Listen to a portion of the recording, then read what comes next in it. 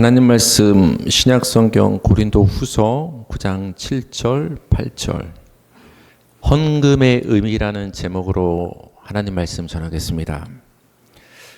헌금은 교회 문제를 얘기할 때마다 나오는 단골 이슈가 됩니다. 이런 말을 세상에선 하죠. 교회가 너무 회사처럼 기업화되어서 돈 욕심을 너무 낸다. 목사가 11조를 다 가져간다. 교회 오면 헌금 종류가 봉투가 너무 많아 부담스럽다. 결국 헌금 문제로 시험에 들어 교회를 떠나는 경우가 상당히 많습니다. 저는 오늘 이 민감한 헌금에 대해서 정확히 말하면 헌금의 의미에 대해서 여러분께 말씀드리고자 합니다. 헌금의 의미를 알기 위해서는 우리가 구약과 신약을 함께 오가면서 살펴볼 필요가 있습니다. 구약 성경에서 헌금과 연결시켜서 생각할 수 있는 것은 제사가 있고 11조가 있고 예물이 있습니다. 구약의 제사는 크게 번제, 소제, 화목제, 속제제, 속건제 대략 이 5가지가 있는데 각각 그 제사를 드리는 방법과 목적이 있습니다. 번제는 죄사함을 위해서 하나님께 헌신하겠다는 의미로서 드리는 것이 번제가 되고, 소제는 감사하는 마음을 하나님께 표현을 합니다. 화목제는 말 그대로 하나님과 화목해지고 싶습니다 하는 그 감사의 마음을 담아서 드리는 것이 화목제. 속죄제는 특별히 죄사함을 위해서 하나님과의 관계 회복을 위해서 드리는 게 속죄제. 속건제는 타인에 대해서 내가 피해 손해를 끼쳤을 때 그것을 어떻게 배상해야 될지 그 용서를 구하는 제사가 속건제가 됩니다. 이런 구약의 제사는 기본적으로 짐승 제사입니다. 그러니까 짐승을 잡아서 그 고기를 다 불사르든지 아니면 일부만 불사르고 남은 것은 나눠 먹든지 그런 차이가 있을 뿐. 그런데 한 가지, 소제는 짐승을 드리는 제사가 아니라 기름과 곡식을 하나님께 드리는 것이 소제입니다. 그래서 다른 짐승 제사와 겸하여서 소제를 함께 행하기도 했습니다. 이런 제사가 굳이 연결을 시킨다면 오늘날 우리가 하나님께 드리는 헌금과 연결시켜서 생각할 수 있는 거예요. 그때는 뭐 돈이 있겠어요? 돈을 드리는 것이 아니라 짐승을 하나님께 드렸다고 볼 수가 있는 것이죠. 우리 레위기 5장 10절 보겠습니다. 시작. 그 다음 것은 규례대로 번제를 드릴지니 제사장이 그 잘못을 위하여 속죄한즉 그가 사함을 받으리라. 그러니까 속죄를 죄사함을 받기 위해서는 그냥 맨손으로 나오면 안 돼요. 짐승을 갖고 나오면 제사장이 그 짐승을 대신 잡아서 번제로 드렸어요. 번제는 뭐냐? 그냥 싹 태워서 싹 다 하나님께 드린다는 거예요. 우리 레위기 3장 1절 시작. 사람이 만일 화목제의 제물을 예물로 드리되 소로 드리려면 수컷이나 암컷이나 흠없는 것으로 여호와 앞에 드릴지니. 하나님께 화해를 신청하고 하나님과 친해지고 화목해지기 위해서도 맨손으로 나오면 안 됐습니다.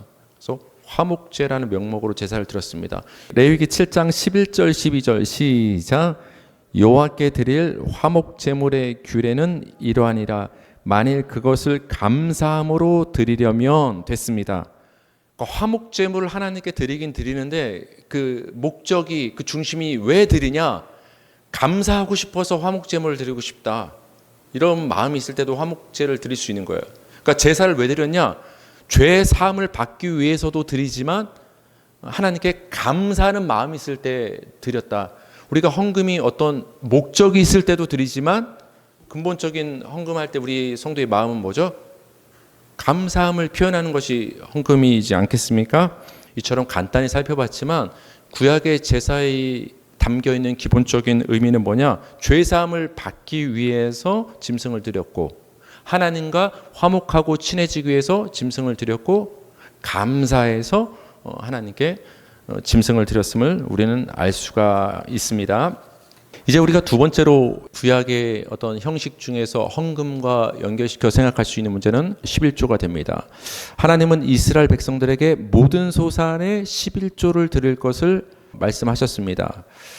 사실 11조만큼 한국 교회가 강조하는 헌금은 없습니다. 반대로 강조하는 만큼 11조만큼 욕을 먹는 헌금도 없다고 생각을 합니다. 그만큼 11조는 헌금 문제에 있어서도 한국 교회에서 굉장히 눈여겨보는 헌금의 항목이 11조가 됩니다. 그래서 교회 운영을 위해서는 11조가 필요하다. 목회자 생활을 위해서는 11조가 필요하다. 그래서 반드시 복을 받기 위해서는 또 11조를 내야 된다. 여러 가지 이유와 목적을 대면서 11조를 강조하는 것이 사실 한국 교회가 됩니다. 저는 오늘 이 11조의 문제를 자세히 말하기보다는 이 구약의 11조가 어떤 용도로 쓰였는가를 좀 간단히 여러분께 말씀드리길 원합니다. 민수기 18장 21절 시작. 내가 이스라엘의 11조를 레위 자손에게 기업으로 다 주어서 그들이 하는 일 곧 회막에서 하는 일을 감나니. 그러니까 일을 하니까 쉽게 말하면 그 일에 대한 보상으로 품삯으로 준다라는 거예요. 11조를. 누가? 레위인이. 레위 지파. 이스라엘 백성들이 애굽을 나와서 가나안에 들어갔을 때 땅을 분배받았습니다. 땅을 나누고 분배할 때 한 지파는 땅을 할당받지 못했어요. 다 나눠줬는데 그 지파가 뭐냐? 레위 지파였어요. 왜? 레위 지파는 따로 뭐 목축을 하고 농사를 짓는 게 아니라 그들이 하는 일은 회막, 성전, 하나님의 어떤 성전에 관련된 일을 전담해서 봉사를 담당했던 그 지파가 레위 지파예요. 너희는 여기에 전념하고 다른 뭐 농사 짓고 그러지 마라. 그럼 어떻게 먹고 삽니까? 그 대신 너희는 다른 지파에게 나눠줬던 그 땅에서 나오는 소산물이 11조를 걷어들일 때 그것을 일부를 너희에게 주겠다. 그거를 생활비로 쓰고 너희가 회막에서 하는 일에 대한 보상으로 받아라. 그 11조가 그런 레위 지파를 위한 용도로 쓰였습니다. 우리 느헤미야 10장 38절에서 39절 시작. 레위 사람들이 11조를 받을 때는 아론의 자손 제사장 한 사람이 함께 있을 것이요 레위 사람들은 그 11조의 10분의 1을 가져다가 우리 하나님의 전 곳간의 여러 방에 두되 그리하여 우리가 우리 하나님의 전을 버려두지 아니하리라. 걷어들인 11조의 일부분을 따로 가져다가 성전의 곳간에 두었습니다. 왜 성전 곳간에 두었겠어요? 성전을 위해 쓰려고. 성전 운영하려면 여러분 돈 안 듭니까? 돈이 듭니다. 그러니까 11조의 일부를 성전 운영을 위해서 성전에서 어떤 봉사하는 사람들의 어떤 경비를 위해서 사용을 하기 위해서 따로 저장을 예비를 시킨 것을 느헤미야 성경을 통해서 볼 수가 있습니다. 또 중요하게 11조가 사용된 그 사용처가 있죠. 신명기 26장 12절 시작. 셋째 해 곧 11조를 드리는 해에 내 모든 소산의 11조 내기를 마친 후에 그것을 레위인과 객과 고아와 과부에게 주어 내 성읍 안에서 먹고 배부르게 하라. 레위인 여기까지는 얘기를 했죠. 근데 이 성전 안에 교회 안에 11조가 머무르는 것이 아니라 그 헌금이 이제는 외부로 나갑니다. 물론 교회 안에 대상을 할 수 있겠지만 대상이 누구냐? 객, 집 없이 떠도는 나그네, 약자죠. 사회적 약자, 오늘날로 말하면 고아, 과부, 어떤 소득을 얻기 힘든 사람들에게 이 교회에서 걷어들인 이 11조를 분배해줘라. 그래서 그들이 어려움 당하지 않게 하라고 출처를 하나님께서 이렇게 말씀을 해 주셨습니다. 간단히 살펴봤는데 11조가 어디에 쓰였죠? 구약시대 때 레위 지파를 위해서, 성전 유지를 위해서, 그리고 밖으로 나갔을 때는 사회적 약자를 위해서 11조가 쓰였다라는 것을 우리는 성경을 통해서 볼 수가 있습니다. 이제 구약에서 마지막 하나 살펴볼 거는 뭐냐? 지금까지 제사를 말씀드렸고 11조를 말씀드려서 이것이 오늘날의 헌금과 조금 연결이 된다는 걸 말씀을 드렸는데 또 하나가 이제 예물이란 용어가 나옵니다. 예물. 어떻게 보면 이 예물이라는 것이 오늘날 우리가 쉽게 말하면 흔하게 드리는 헌금과 좀 가볍게 연결되는 의미가 있는 것 같습니다. 우리 출애굽기 35장 21절 보겠습니다. 시작. 마음이 감동된 모든 자와 자원하는 모든 자가 와서 회막을 짓기 위하여 그 속에서 쓸 모든 것을 위하여 거룩한 옷을 위하여 예물을 가져다가 여호와께 드렸으니. 예물 얘기가 나옵니다. 근데 예물을 그 이스라엘 백성들이 드립니다. 근데 뭘 위해 드렸냐? 회막을 짓기 위해서, 한마디로 성전 건축을 위해서 성도들이 예물을 드립니다. 뭐 오늘날로 말하면 건축원금이라고 말할 수도 있을지 모르겠어요. 그 다음에 성전 그 안에서 쓸 모든 기물을 위해서 예물을 성도들이 드렸는데 이스라엘 백성들이 어떻게 드렸냐?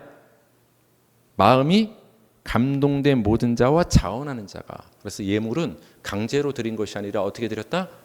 감동을 받아서 자원하는 심령으로 예물을 드렸다. 그걸 우리가 볼 수가 있습니다. 그래서 특히 구약을 보면 성전 건축에 대해서 예물을 드리는 부분이 굉장히 많이 나옵니다. 우리 한번 좀 살펴볼 필요가 있는데 역대상 29장 2절에서 3절 읽겠습니다. 시작. 내가 이미 내 하나님의 성전을 위하여 힘을 다하여 준비하였나니. 됐습니다. 이거 누가 하는 말이냐? 다윗 왕이 말하는 거예요. 다윗 왕. 이제 그 아들이 이제 대를 이어받아서 성전을 솔로몬이 짓습니다. 근데 다윗 왕이 내가 이 내 아들이 성전을 짓는 이 후대를 위해서 미리 어떤 필요한 예산을 다 준비해 놨다. 근데 이뿐만이 아니다 라면서 3절에 좀 중요한 얘기를 합니다. 3절 시작. 성전을 위하여 준비한 이 모든 것 외에도 내 마음이 내 하나님의 성전을 삼함으로 내가 사유한 금은으로 내 하나님의 성전을 위하여 드렸노니. 내가 왕으로서 성전 건축을 준비한 것뿐만 아니라 내가 사유한 내 사유 재산 금은을 내가 감사하는 마음으로 자원해서 하나님께 성전 건축을 위해서 드렸다라고 얘기를 하고 있습니다. 계속 중요한 것은 자원하는 마음으로 드렸다는 것을 우리는 볼 필요가 있겠죠. 이렇게 왕이 드리니까 그 밑에 사람들이 가만히 있을 수 있겠어요? 우리 한번 6절 한번 볼까요? 6절 7절 시작. 이에 모든 가문의 지도자들과 이스라엘 모든 지파의 지도자들과 천부장과 백부장과 왕의 사무관이 다 즐거이 드리되. 7절. 하나님의 성전 공사를 위하여 금 5천 달란트와 금 10,000다리, 은 10,000달란트와 놈 18,000달란트와 철 10만 달란트를 드리고. 다윗 왕뿐만 아니라 모든 지도자가 즐거운 마음으로 자원하는 마음으로 우리도 드리겠습니다 라고 이제 성전 건축을 위해서 힘을 모으는 장면이 등장을 합니다. 이제 또 누가 가만히 있을 수 없어요? 백성들이 가만히 있을 수 없겠죠. 9절 보겠습니다. 시작. 백성들은 자원하여 드렸으므로 기뻐하였으니 곧 그들이 성심으로 여호와께 자원하여 드렸으므로 다윗 왕도 심히 기뻐하니라.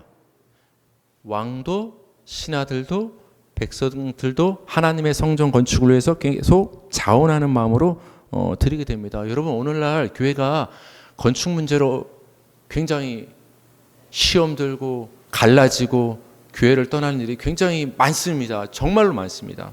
제가 만약 여기서 오늘 선포를 하겠습니다. 성도님, 우리가 성전 건축을 이제 프로젝트를 시작합니다. 그러니까 안수 집사는 얼마, 장로는 얼마, 권사는 얼마, 집사는 얼마, 제가 여러분께 성도님들은 얼마, 회원님들은 얼마, 그래서 성전 건축 할당 금액을 여러분께 지정을 해서 말씀해 주면 어떻게 될까요? 굉장히 기분 좋아하시겠죠? 뭐 그럴 일도 없겠지만 중요한 것은 뭐냐?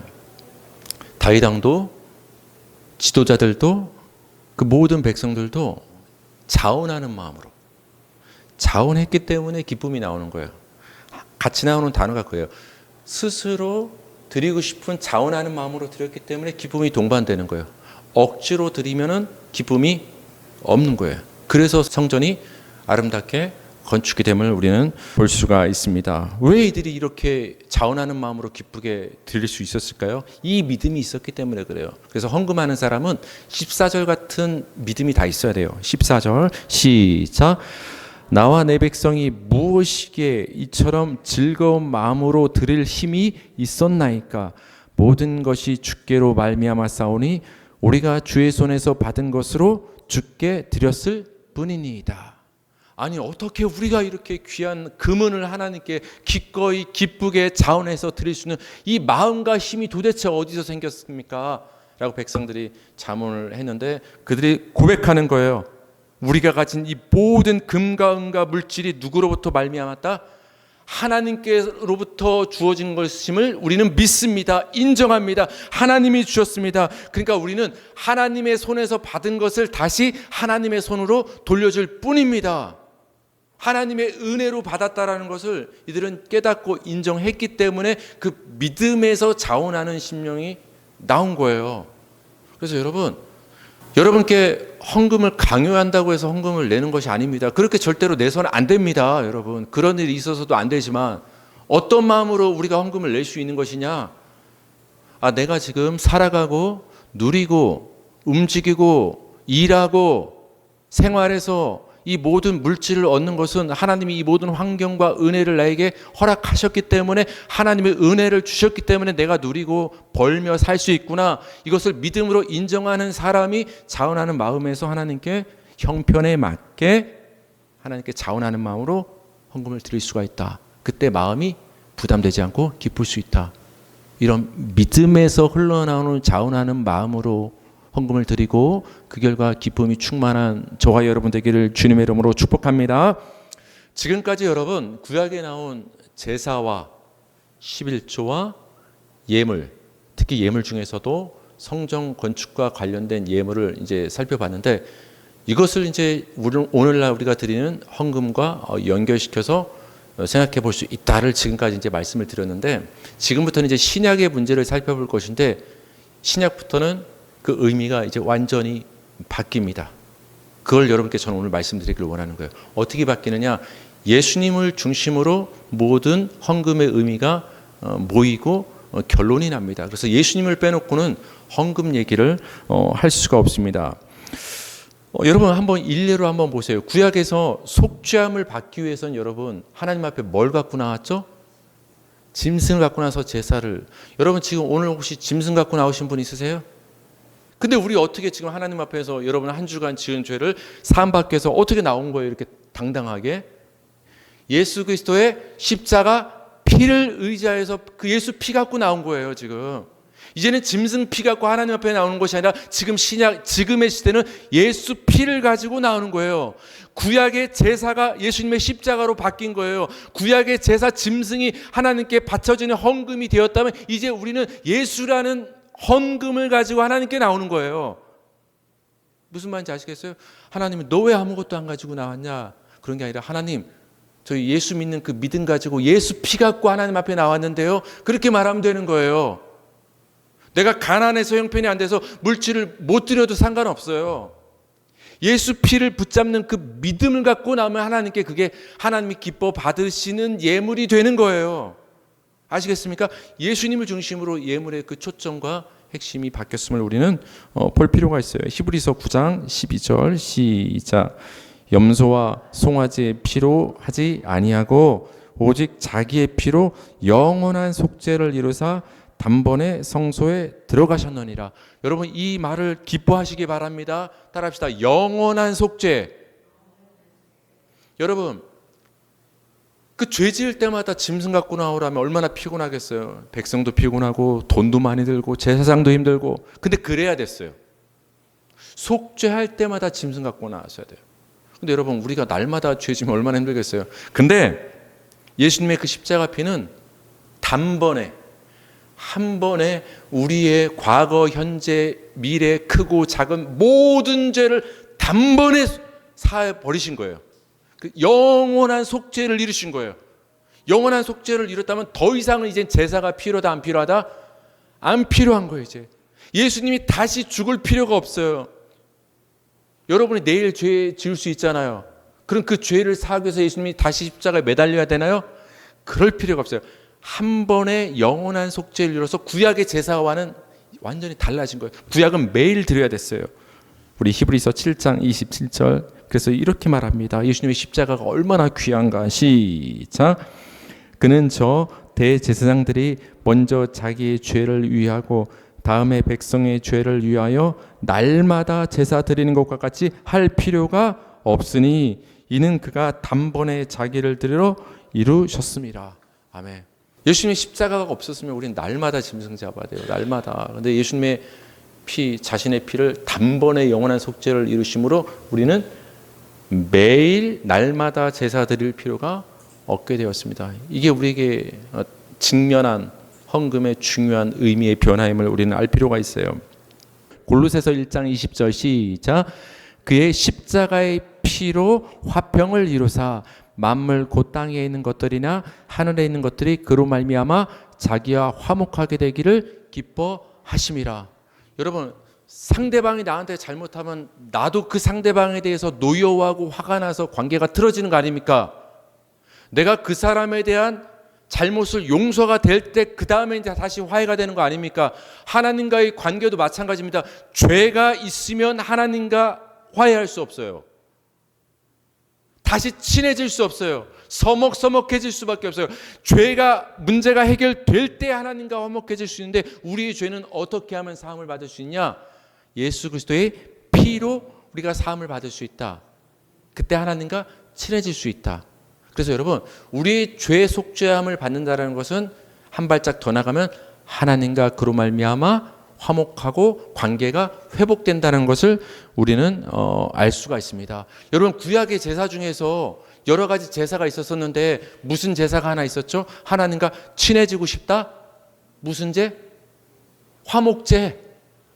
화목해지고 싶어서 하나님 용서해 주세요. 하나님과 가까이 하고 싶습니다. 짐승을 바쳤는데 여기 보니까 누구 때문에 하나님과 화목해지고 화평을 드렸어요?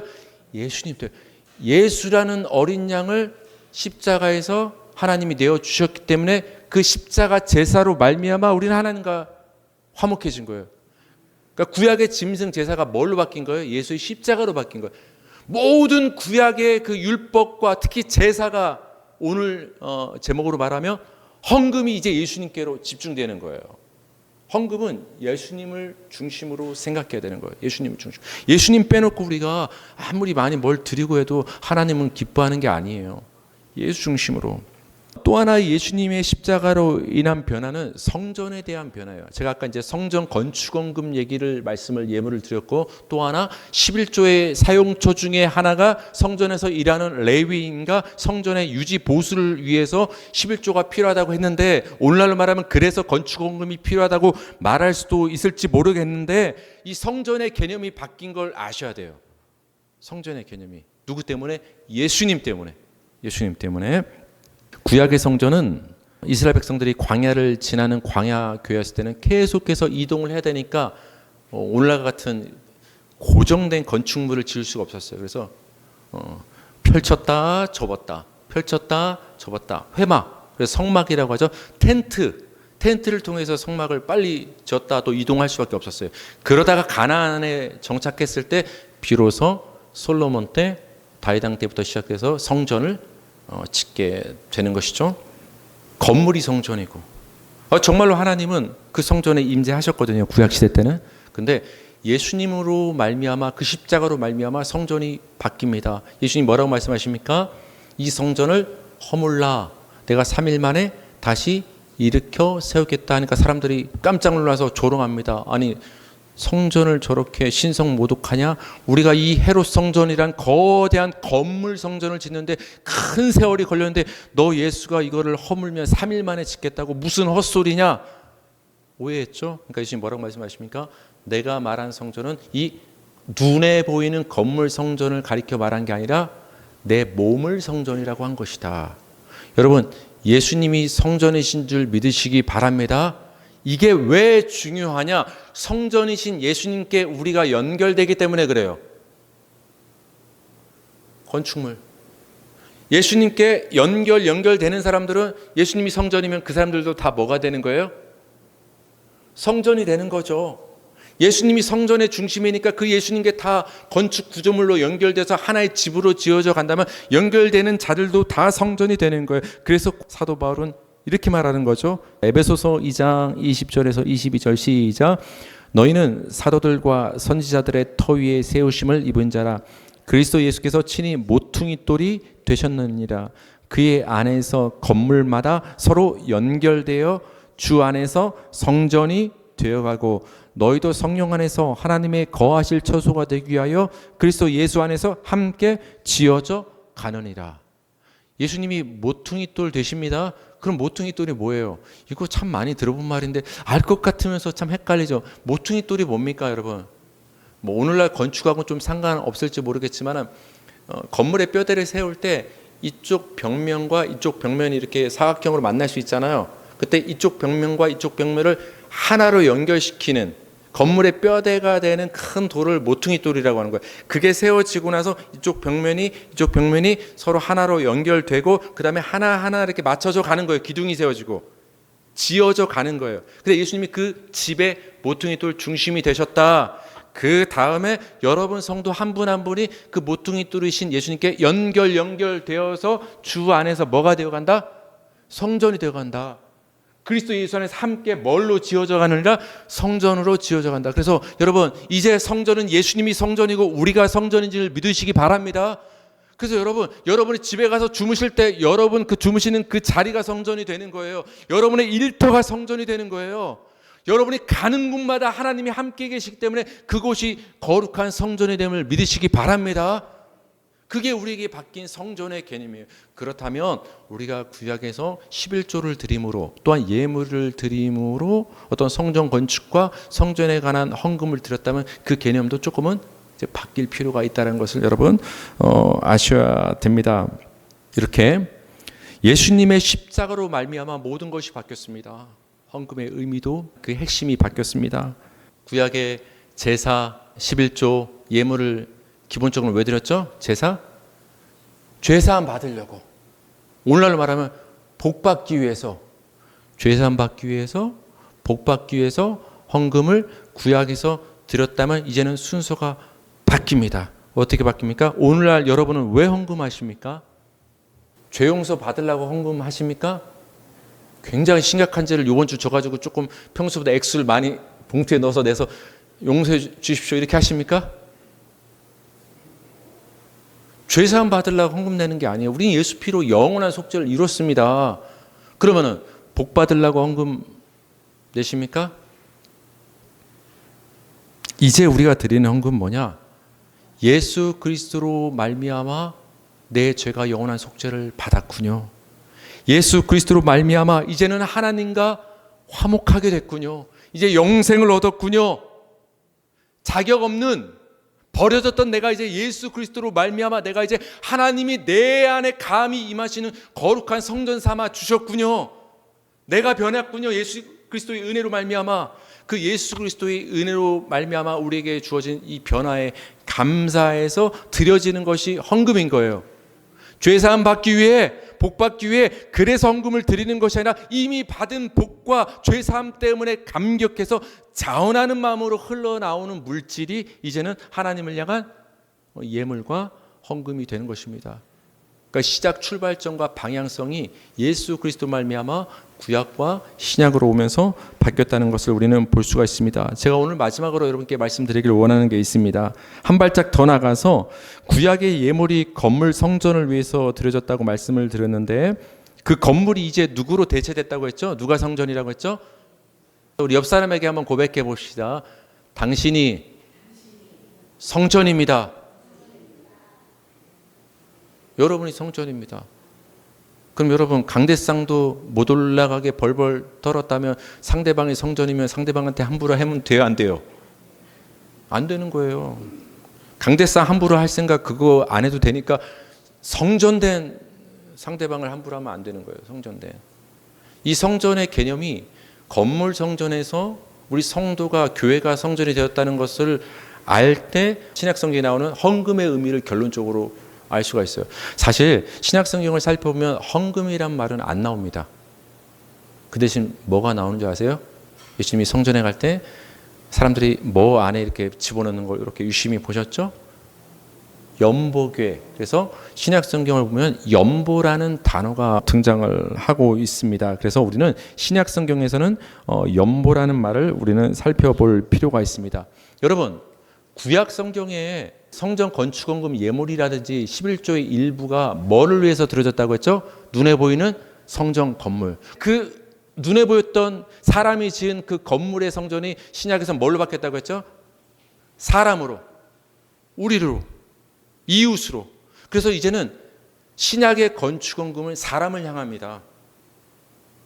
구약의 건축헌금은 눈에 보이는 건물과 레이지파를 위해서 성전은 건물을 향해서 향했다면 신약에서는 우리 성도가 사람이 하나님의 영이 거하시는 성전이 되었기 때문에 성전 건축 헌금의 명목이 본질적으로는 이제는 성도를 향하게 되어 있는 거예요.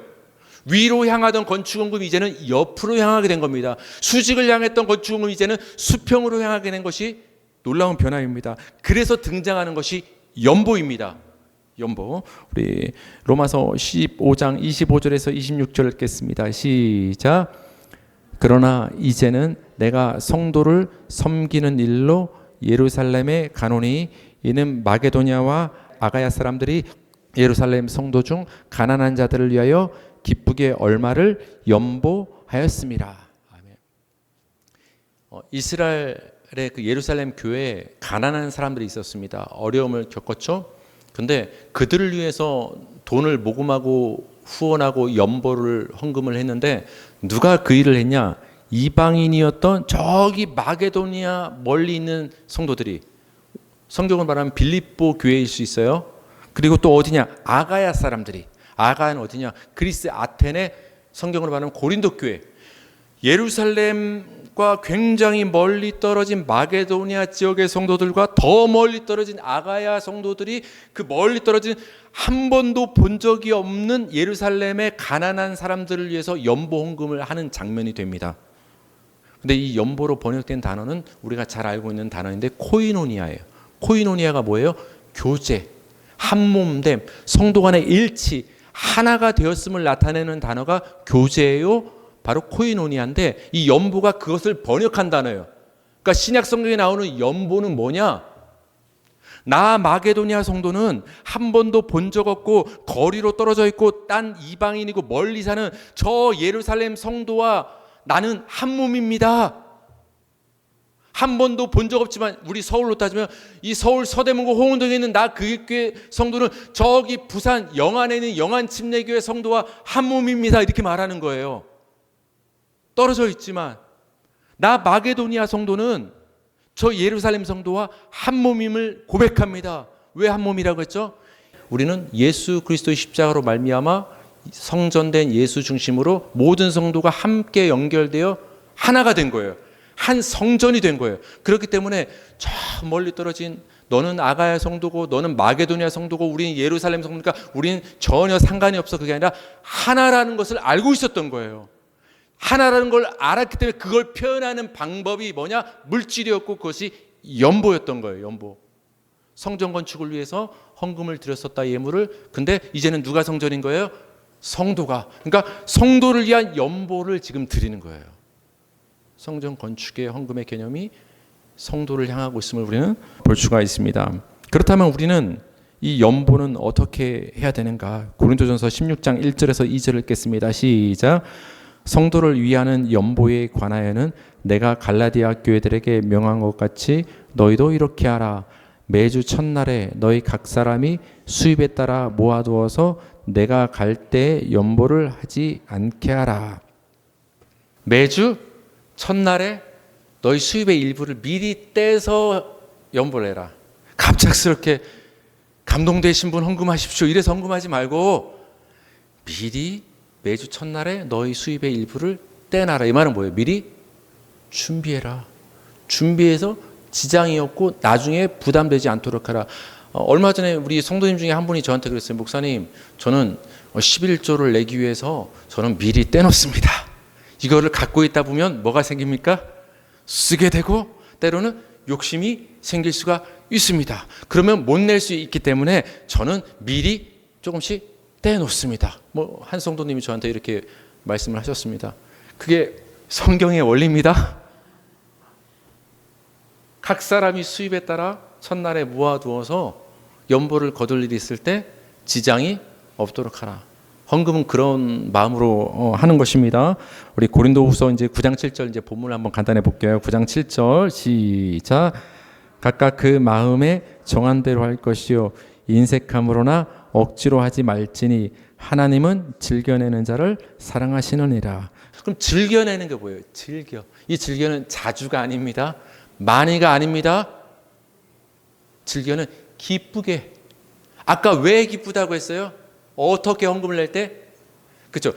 자원에서 낼 때 기쁨이 오고 그 자원에서 기쁨으로 드리는 헌금을 얼마나 자주 드리냐 상관없이 얼마나 많이 내냐 적게 내냐 상관없이 하나님은 그 마음을 받아서 하나님은 사랑하시고 기뻐하신다. 그래서 헌금할 때는 마음에 정한 대로 해라. 제가 안 정해드립니다. 여러분이 정해서 하십시오. 여러분이 정해서 하시고 인색함으로 이거 아까워. 헌금은 강제로 해야 하는 의무가 아닙니다. 예수 그리스도의 십자가 피로 말미암아 우리가 속죄함을 얻어서 하나님과 화목하게 된 우리들이 자발적으로 그 하나님께 받은 은혜를 감사를 표현하는 것이 헌금임을 믿으시기 바랍니다. 예수님으로 인해서 우리가 성전된 것을 감사하는 것이 헌금임을 믿으시기 바랍니다. 우리가 이제 한 몸 됐음을 연보로 표현하는 것이 헌금임을 믿으시기 바랍니다. 그래서 절대로 헌금은 강제해서도 안 되고 신앙의 평가 기준이 되어서도 안 되고 자발적으로 기쁜 마음으로 해야 되는 것이 헌금이 됩니다, 여러분. 그래서 우리가 자발적으로 기쁜 마음으로 헌금을 하기 위해서는 예수 그리스도께서 십자가에서 여러분을 위해서 우리를 위해서 모든 것을 내어주신 것을 항상 기억하시기 바랍니다. 예수가 모든 살과 피를 쏟아 부으셨구나, 나를 위해서. 그렇다면 내가 아낌없이 주님께 받은 것을 감사 믿음으로 드릴 수 있겠구나. 이스라엘 백성에게 감사할 수 있는, 헌금을 드릴 수 있는 믿음과 물질을 허락하신 그 하나님이 우리 성도님들에게도 감사할 수 있는 믿음과 물질을 허락하시기를 주님의 이름으로 축복합니다.